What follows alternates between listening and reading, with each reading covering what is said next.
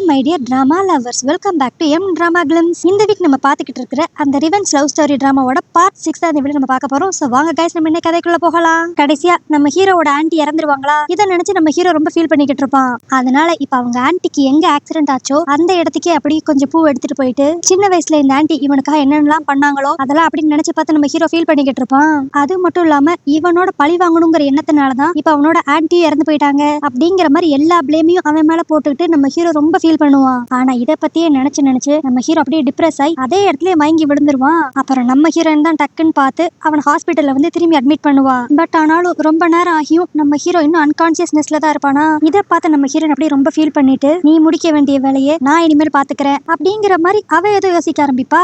அதுக்கு அடுத்து அப்படியே அடுத்த நாள் ஆபீஸ்ல தான் காட்டுவாங்க. அங்க இப்ப இந்த கோ லேடி அவசர அவசரமா ஒரு மீட்டிங் ஒன்று அரேஞ்ச் பண்ணிருப்பா. அவ இப்ப எல்லார்கிட்டையும் என்ன சொல்லுவான்னா, என்னோட பையனை லேங் வந்து பொய்யா ஃப்ரேம் பண்ணிருக்கான். பட் அப்படி இருந்தாலுமே என்னோட பையன் அவனோட ஷேர்ஸ் எல்லாத்தையுமே இப்ப எனக்கு டிரான்ஸ்ஃபர் பண்ணிட்டான். அப்படி பார்த்தா இந்த கம்பெனியோட பிக்கஸ்ட் ஷேர் ஹோல்டர் நான் தான். அதனால நான் தான் இனிமேல் இந்த கம்பெனிக்கு சிஇஓ அப்படிங்கிற மாதிரி ரொம்ப ஹாப்பியா அவ எல்லாருக்கும் அனௌன்ஸ் பண்ணிக்கிட்டு இருப்பா. ஆனா அப்ப நம்ம ஹீரோயின் செமையா என்ட்ரி கொடுத்து, அதுக்கு நான் ஒதுக்கணுமே அப்படின்பா. அதுக்கு அந்த கோவா அப்படியே நக்காலா, என்னது நீ ஒதுக்கணுமா, உன்கிட்ட எவ்வளவு ஷேர்ஸ் அந்த கம்பெனியோட இருக்கு, ஏன்னா எனக்கு தெரிஞ்சு உன்கிட்ட அந்த 10% நீ என்கிட்ட எப்பயோ கொடுத்துட்ட. சோ உனக்கு இந்த மீட்டிங்க்கும் சம்பந்தமே இல்லையே. இங்க நான் வெறும் ஷூவா வரல, லேங்கோட ரெப்ரசன்டேட்டிவா வந்திருக்கேன். உங்க பையன் என்னதான் லேங்க மிரட்டி நிறைய ஷேர்ஸ் வாங்கினாலும் உங்களுக்கும் உங்க பையனுக்கும் தெரியாமையே வேற வேற பேர்ல ஏற்கனவே லேங் இந்த கம்பெனில நிறைய ஷேர்ஸ் வாங்கி தான் வச்சிருந்தான். சோ அந்த அடிப்படையில பார்த்தா உங்களை விட அவனோட ஷேர்ஸ் தான் அதிகமா இருக்கு. அது மட்டும் இல்லாம உங்க பையன் லீ இருக்கானே, அவன் நிறைய ஃப்ராட் தனம் பண்ணிருக்கான். சொல்ல போனா பல கோடி கம்பெனியோட காசை அவன் திருடி வச்சிருந்திருக்கான். அதுக்கான எவிடன்ஸ் எல்லாம் என்கிட்ட இருக்கு அப்படின்ட்டு அந்த போர்ட் மெம்பர்ஸ் முன்னாடி நிறைய ஃபைல தூக்கி போடுவா. ஆனா இப்பயும் அந்த கோ அவளோட தப்ப ஒத்துக்காம, சரி என் பையன் தப்பு பண்ணிருந்தாலும் என்ன, இப்போ இந்த கம்பெனியோட நிலைமை லாஸ்ட்ல தானே போய்கிட்டு இருக்கு, நான் ஏதாவது ஸ்டெப் எடுத்து பெரிய பெரிய ஆட்களை இந்த கம்பெனில இன்வெஸ்ட் பண்ண வச்சா மட்டும்தான் இந்த கம்பெனி சக்சஸ்ஃபுல்லா ரன் ஆகும் அப்படிங்கிற மாதிரிலாம் அங்க இருக்கிற போர்ட் மெம்பர்ஸ் அந்த கோ பிரெயின் வாஷ் பண்ண ட்ரை பண்ணுவா. ஆனா நம்ம ஹீரோயின் அதுக்கு அப்படியே போல்டா, இந்த தப்பா பண்ணதெல்லாம் உங்க பையன் தானே, சோ அப்படி இருக்கிறப்ப இந்த கம்பெனி எப்படி உங்களை நம்பும், எவ்வளவு பெரிய பிரச்சனை வந்தாலும் அதை நானும் லேங்கும் பார்த்தே சரி பண்ணிக்குவோம். இனிமேல் உங்களால என்கிட்ட இருந்தும் லேங்க கிட்ட இருந்தும் எங்களுக்கு உரிமையான விஷயத்தை எடுத்துக்கவே முடியாது அப்படிங்கிற மாதிரி தைரியமா மிரட்டுவா. ஆனா இதனால கடுப்பாய் போன அந்த கோ அப்படியே நம்ம ஹீரோயின் இந்த மீட்டிங் முடிச்சுட்டு வெளியே போறப்ப அவளோட அடியாள வச்சு இப்ப நம்ம ஹீரோயினை போட்டு தள்ளுறதுக்கு பிளான் போட்டுருவா. போச்சு, நம்ம ஹீரோயினுக்கு ஏதோ ஆக போதோ அப்படின்னு நினைச்சா ஜஸ்ட் மிஸ். அந்நேரம் பார்த்து கரெக்டா நம்ம ஹீரோட அசிஸ்டன்ட் அந்த இடத்துக்கு வந்துருவானா. அதனால அந்த அடியாள் நம்ம ஹீரோயினை எதுவுமே பண்ணாம ஜஸ்ட் அவளுக்கு வார்னிங் மட்டும் கொடுத்துட்டு அங்க இருந்து கிளம்பிடுவான். இப்ப இந்த விஷயத்த பத்தி அந்த அசிஸ்டன்ட் நம்ம ஹீரோ கிட்ட சொல்லிடுவானா. அதனால இப்ப நம்ம ஹீரோ அப்படியே இந்த பிரச்சனைக்குள்ள ஷூ வர வர அவளுக்கு தான் தேவையில்லாத ஆபத்து வரும், இதுக்கு நான் ஏதாவது ஒரு முடிவு பண்ணி ஆகணும் அப்படின்ட்டு அடுத்த நாளே போய் அவன் அந்த லிசாவை மீட் பண்ணுவான். இவளை எதுக்குடா சம்பந்தமே எல்லாம் பார்க்க வந்திருக்கான் அப்படின்னு சொல்லி பார்த்தா, அவன் இப்ப அப்படியே அந்த லிசா கிட்ட, நீ எனக்கு முந்தி மாதிரியே இன்னொரு ஹெல்ப் பண்ணணும், ஃபர்ஸ்ட் நீ எப்படி என்னோட கேர்ள் ஃப்ரெண்ட் மாதிரி நடிச்சியோ அதே மாதிரி திரும்பவும் என்னோட கேர்ள் ஃப்ரெண்டா நடிக்கணும், ஏன்னா அப்பனா தான் ஷூ என்ன விட்டு போவா அப்படிங்கிற மாதிரி இவன் சொல்லுவான். இதை கிட்ட இந்த லிசாவே ஒரு மாதிரி ஷாக் ஆயிருவா. டே, நீங்க ரெண்டு பேரும் அந்த அளவுக்கு லவ் பண்ணிக்கிட்டு இருந்தீங்க, இப்பயே இப்படிலாம் முடிவு எடுக்கிற அப்படின்ட்டு. என் கூட இருந்த ஆன்ட்டி இப்ப இறந்து போயிட்டாங்க, கடைசியா எனக்குன்னு இருக்கிறது ஷூ மட்டும் தான், அவளையும் நான் இழக்க விரும்பல, அதனால எனக்காக இந்த ஒரே ஒரு ஹெல்ப் மட்டும் பண்ணு அப்படின்பா. அந்த லிசாவும் யோசித்து பார்த்துட்டு ஓகேங்கிற மாதிரி சொல்லிடுவா. இப்ப அடுத்த நாள் தான் காட்டுவாங்க. நம்ம ஹீரோ அவன் தங்கி இருந்த வீட்ல இருந்து இப்ப அவன் லக்கேஜ் எல்லாம் பேக் பண்ணிட்டு ஃபாரின் போறேன்னு கிளம்பிடுவான். அதுவும் அந்த லிசா கூட கிளம்புவான். இத பார்த்த உடனே நம்ம ஹீரோனுக்கு அப்படியே மனசே உடைஞ்சிரும். என்ன விட்டுட்டு நீ தனியா ஃபாரின் போறியா, இத பத்தி என்கிட்ட நீ சொல்லவே இல்ல அப்படிங்கிற மாதிரி ரொம்ப பாவமா கேப்பா. ஆனா அதுக்கு நம்ம ஹீரோ இப்ப அப்படியே அவன் மனசை கஷ்டப்படுத்துற மாதிரி, உனக்கு இன்னுமா சில விஷயங்கள் புரியல, நீ சின்ன வயசுல இருந்து எப்பப்பெல்லாம் என் கூட இருக்கிறியோ அப்பப்பெல்லாம் எனக்கு கெடுதல் மட்டும் தான் நடக்குது, 18 வருஷத்துக்கு முன்னாடி அதே தான் நடந்துச்சு, இப்பயும் அதே தான் நடக்குது, அதனாலதான் உன்னை விட்டு போறது ரொம்ப நல்ல முடிவுன்னு சொல்லி நான் நினைக்கிறேன் அப்படின்ட்டு ரொம்ப கஷ்டப்படுத்துற மாதிரி பேசிடுவான்.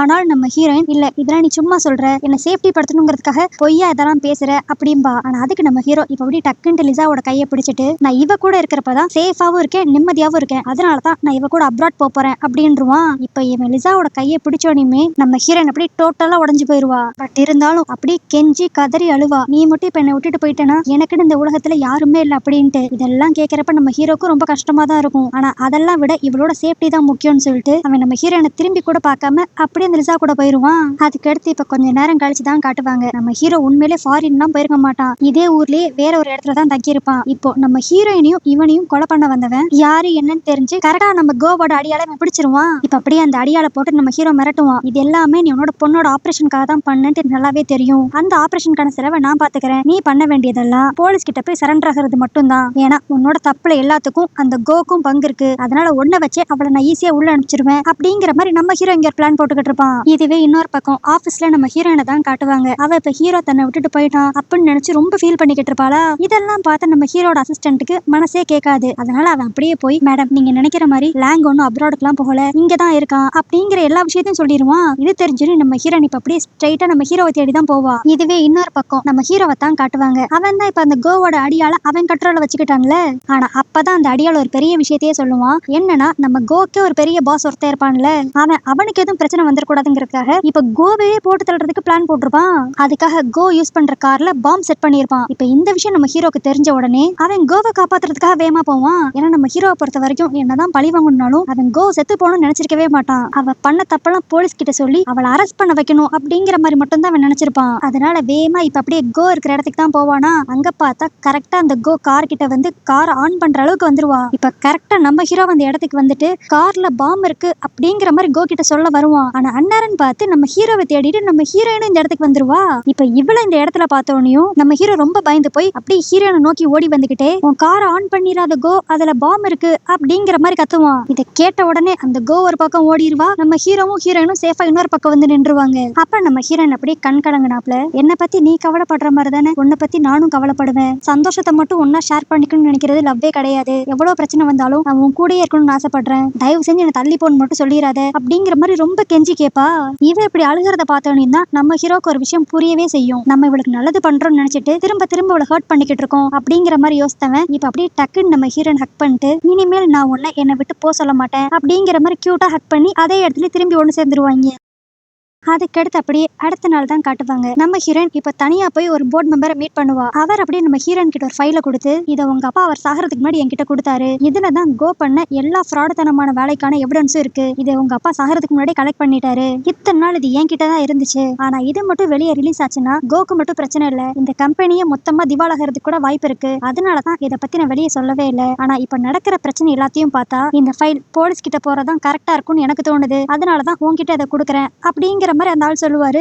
சோ இப்ப இந்த ஃபைலை வாங்கிட்டு போய் நம்ம ஹீரோயின் எல்லா விஷயத்தையும் நம்ம ஹீரோ கிட்ட சொல்லுவா. ஆனா அப்ப நம்ம ஹீரோ, இந்த எவிடன்ஸ் மட்டும் நம்ம கிட்ட இல்ல, இன்னொரு எவிடன்ஸ் நம்ம கிட்ட சேர்த்து இருக்கு. என்னோட ஆன்ட்டியை கொல்லணும்ட்டு அந்த கு ஏன் முடிவு பண்ணான்ட்டு நான் ரொம்ப நாளா யோசிச்சுக்கிட்டு இருந்தேன். இன்னைக்குதான் நான் அவங்களோட போனை ஹேக் பண்ணி அதுல இருக்க டேட்டாஸ் எல்லாம் எடுத்தேன். அப்பதான் எனக்கு ஒரு பெரிய விஷயம் தெரிஞ்சிச்சு அப்படின்ட்டு சில ஆடியோஸை பிளே பண்ணுவான். அதுல அந்த ஆன்ட்டி கோ பேசின எல்லாத்தையும் ரெக்கார்ட் பண்ணி வச்சிருந்திருப்பால, அந்த ஃபைல்ஸ் எல்லாம் இருக்கும். என்னன்னா இந்த மாதிரி ஏதாவது ஒரு பிரச்சனை வரும் அப்படின்னு தெரிஞ்சு அவங்க ஏற்கனவே இதை கிளவுட்ல வேற காப்பி பண்ணி வச்சிருப்பாங்க போல. அதை இப்ப நம்ம ஹீரோ ரிட்ரை பண்ணி எடுத்துருவான். சோ அதனால அவசரமா கம்பெனில ஒரு மீட்டிங் அரேஞ்ச் பண்ணி, இந்த கோ இந்த கம்பெனில பண்ண ஃப்ராடுத்தனம், 18 வருஷத்துக்கு முன்னாடி நம்ம ஹீரோவோட அம்மாவை கொன்னது, அடுத்து நம்ம ஹீரோவை கொலை பண்ண பார்த்தது, இது எல்லா விஷயத்தையும் எவிடன்ஸோட எல்லாரும் முன்னாடி டிஸ்ப்ளே பண்ணிடுவான். இதனால அங்க இருந்த போர்ட் மெம்பர்ஸ் எல்லாருமே இப்ப அந்த கோக்கு அகேன்ஸ்டா மாறி அவளை கம்பெனியை விட்டு வெளியே துரத்தி விட்டுருவாங்க.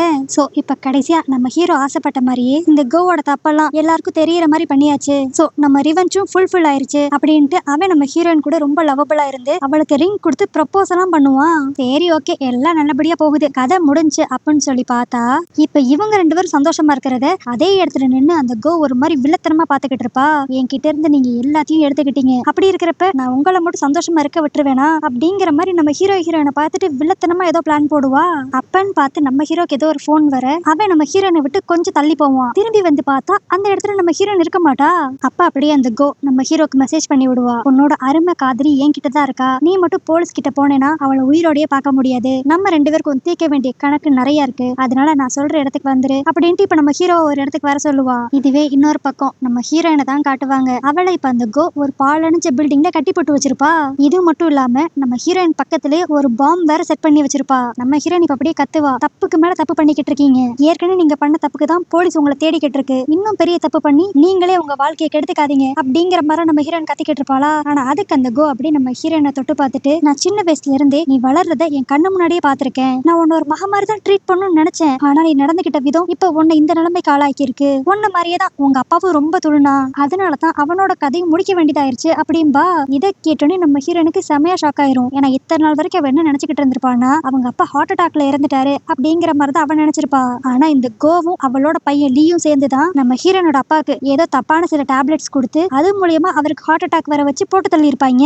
ஏன்னா ஹீரோனோட அப்பா உயிரோட இருந்தா இந்த கம்பெனியை நம்ம சொந்தமாக்கிக்க முடியாது அப்படிங்கிறதுக்காக தான் அந்த கோ இதெல்லாம் பண்ணிருப்பா. ஆனா இப்ப இவ இப்படி பேசிக்கிட்டு இருக்கிறப்பயே கரெக்டா நம்ம ஹீரோவும் அந்த இடத்துக்கு வந்துருவான். இவனை பார்த்தானையும் அந்த கோ அப்படியே செம்ம கடுப்பா, நான் பல வருஷமா பிளான் பண்ணி அந்த கம்பெனியை எனக்கு சொந்தமாக்கிக்கணும்னு நினைச்சேன். ஆனா நீ வந்து கொஞ்ச நாள்லயே எல்லாத்தையும் தலைகீழா மாத்திட்ட. சோ நீ பண்ண தப்புக்கு நான் தண்டனை கொடுக்க வேண்டாமா? அதனாலதான் உன் அருமை காதலியே உன் கண்ணு முன்னாடியே பாம் பிளாஸ்ட் பண்ணி கொள்ளலாம்னு நினைக்கிறேன் அப்படிங்கிற மாதிரி சைக்கோத்தனமா பேசிக்கிட்டு இருப்பா. ஆனா அதுக்கு நம்ம ஹீரோவும் அப்படியே பொறுமையா, இங்க பாரு, உனக்கு என்ன, என்னோட சொத்தும் கம்பெனி தானே வேணும், எல்லாத்தையும் நீயே எடுத்துக்கோ, ஷூவை மட்டும் உயிரோட விட்டுரு அப்படிங்கிற மாதிரி கெஞ்சுவான். ஆனா அதுக்கும் அந்த கோ அப்படியே, இப்ப உன்னோட சொத்தெல்லாம் வச்சுட்டு நான் என்ன பண்றது, என்ன ஒரு பக்கம் போலீஸ் தேடிக்கிட்டு இருக்கு, என் பையன் ஏற்கனவே ஜெயில இருக்கிறான், எங்க வாழ்க்கை மொத்தத்தையும் நீ தான் இப்படி ஆக்கிட்ட அப்படிங்கிற மாதிரிதான் அவ பேசிக்கிட்டே இருப்பா. ஆனா அதுக்கு நம்ம ஹீரோ அப்படியே, இதெல்லாம் பண்ணது நான் தானே, அப்பனா என்னோட உயிரை நீ என்ன வேணாலும் பண்ணிக்கோ, தயவு செஞ்சு ஷூவை மட்டும் விட்டுரு அப்படின்ட்டு கெஞ்சுவான். ஆனா இவன் என்ன கெஞ்சினாலும் அந்த சைக்கோ எதையுமே காது கொடுத்தே கேட்க மாட்டா. அவ பாட்டுக்கு இப்ப அந்த பாம்போட டைமர் ஆன் பண்ணிட்டு, முடிஞ்ச உன்னோட காதலியை காப்பாத்திக்கோ அப்படின்ட்டு அங்கிருந்து நடந்து போயிருவா. நம்ம ஹீரோக்கு என்ன பண்றதுனே தெரியாது. டக்குன்ட்டு நம்ம ஹீரோனோட கை காட்டெல்லாம் அப்படியே கழட்டி விட்டுக்கிட்டு இருப்பான். ஆனா நம்ம ஹீரோயினா, இன்னும் கொஞ்ச நேரத்துல பாம் பிளாஸ்ட் ஆயிரும், தயவு செஞ்சு நீயாண்டு இங்க இருந்து தப்பிச்சு போ அப்படிங்கிற மாதிரி அவ ஒரு பக்கம் அழுக ஆரம்பிச்சிருவா. ஆனா நம்ம ஹீரோ இது எதையுமே காதல வாங்கிக்க மாட்டான். அவன் அப்படியே பக்கத்துல இருந்த ஒரு பெரிய கல் எடுத்து எப்படியான்ட்டு அவ ஹேண்ட் கப் எல்லாம் உடைச்சு இங்க இருந்து 2 பேரும் சேர்ந்து தப்பிக்கணும் அப்படிங்கிற மாதிரி தான் அவன் நினைச்சுக்கிட்டு இருப்பான். இதுவே அப்படியே பக்கத்துல இருக்கிற அந்த பாம்போட டைமர்ல தான் காட்டுவாங்க, இன்னும் கொஞ்சம் செகண்ட்ஸ்ல இந்த பில்டிங்கே பிளாஸ்ட் ஆயிருமா. அதனால நம்ம ஹீரோயினும் கதர்வா, தயவு செஞ்சு நீ மட்டுமான்ட்டு இங்க இருந்து தப்பிச்சு போ அப்படின்ட்டு. ஆனா நம்ம ஹீரோ கடைசியா, ஒன்னு தப்பிச்சா 2 பேர் சேர்ந்து தப்பிப்போம், இல்லனா 2 பேரும் சேர்ந்து இதே இடத்துல செத்துருவோம் அப்படிங்கிற மாதிரி கஷ்டப்பட்டு அந்த ஹேண்ட் கஃபை உடைக்க ட்ரை பண்ணுவான். Just miss. கடைசியா ஒரு 5 செகண்ட் இருக்கிறப்ப எப்படியோ அந்த ஹேண்ட் கஃப் எல்லாம் கழட்டிட்டு 2 பேரும் இந்த பில்டிங்கை விட்டு அப்படியே வெளியே வருவாங்க. கரெக்டா அந்த பில்டிங் மொத்தமா பிளாஸ்ட் ஆயிரும். நல்ல வேலை, ஒரு ஃபிராக்ஷன் ஆஃப் செகண்ட்ல 2 பேரும் தப்பிச்சிருவாங்க. இங்க வரதுக்கு முன்னாடி நம்ம ஹீரோ போலீஸ்க்கு இன்ஃபார்ம் பண்ணிட்டு தான் வந்திருப்பான் போல. அதனால இப்ப ஸ்ட்ரைட்டா அந்த இடத்துக்கு போலீஸ் வந்து கோவையும் அப்படியே அரெஸ்ட் பண்ணிடுவாங்க. ஆனா அந்த கோதா இப்ப மொத்தமா சைக்கோவாய் கிடக்குறாளே, அவ அப்படியே பைத்திய மாதிரி கத்திக்கிட்டு இருப்பா, என்ன ஆனாலும் சரி உங்க 2 பேத்தையும் நான் உயிரோடய விட மாட்டேன் அப்படின்ட்டு. ஆனா என்ன கத்தி என்ன பிரயோஜனம், அவ பண்ண தப்பு எல்லாத்துக்கும் இப்ப அவ அடுத்து ஜெயில தான் இருக்க போறா. அப்புறம் என்ன, நம்ம ஹீரோ ஆசைப்பட்ட மாதிரி இப்ப அந்த லீயும் பழி வாங்கியாச்சு, கோவையும் பழி வாங்கியாச்சு. அதுக்கடுத்து நம்ம ஹீரோ வாழ்க்கையில ரிவெஞ்ச் மோடே கிடையாது, ஒன்லி லவ் மோடு மட்டும் தான். சோ இதே ஹாப்பினஸோடயே அப்படியே 2 பேரும் லவ்வபிளா கல்யாணமும் பண்ணிக்குவாங்க. அப்படியே ஹாப்பி எண்டிங்கா இந்த டிராமாவும் இங்க முடியுது. சோ ஓகே கைஸ், இந்த டிராமா எப்படி இருந்துச்சு, அடுத்து உங்களுக்கு என்ன மாதிரி டிராமா வேணுங்கிறத கீழே கமெண்ட் பண்ணிருங்க. இந்த கதை உங்களுக்கு பிடிச்சிருந்துச்சுன்னா லைக் பண்ணிருங்க, ஹைப் பண்ணிருங்க, அப்படியே உங்க ஃப்ரெண்ட்ஸ் எல்லாருக்கும் ஷேர் பண்ணிருங்க. வேற ஒரு கதையோட வேற ஒரு வீடியோ உங்களை வந்து பாக்குறேன். அது வரைக்கும் பை.